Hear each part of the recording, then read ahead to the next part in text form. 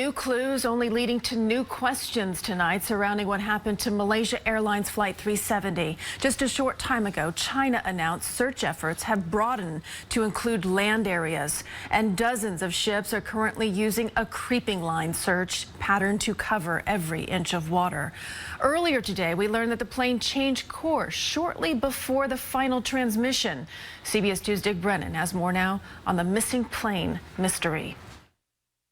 A report citing the Malaysia military says the plane may have drastically changed course, turning sharply and then heading hundreds of miles in a different direction right after the transponder shut off. You have to have a very deliberative process to turn the transponder off.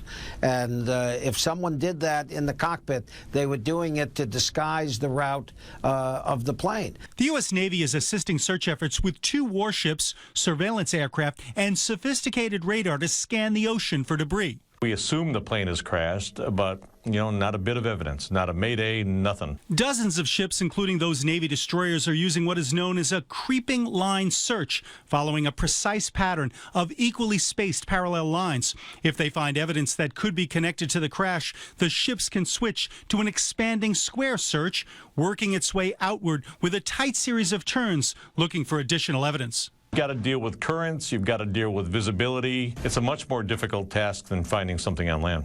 Authorities now say the 2 men who boarded with stolen passports have no ties to any terror group, but the CIA director says terrorism cannot be discounted in the investigation. We are looking at it very carefully. Families of the passengers are getting impatient, and some berated airline executives in Beijing over not finding the plane.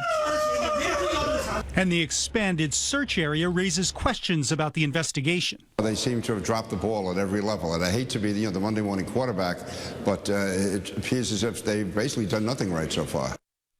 Now, China has repositioned satellites to help in the search, and even if the plane and the black boxes are found quickly, it could take years before investigators know exactly what happened. Christine.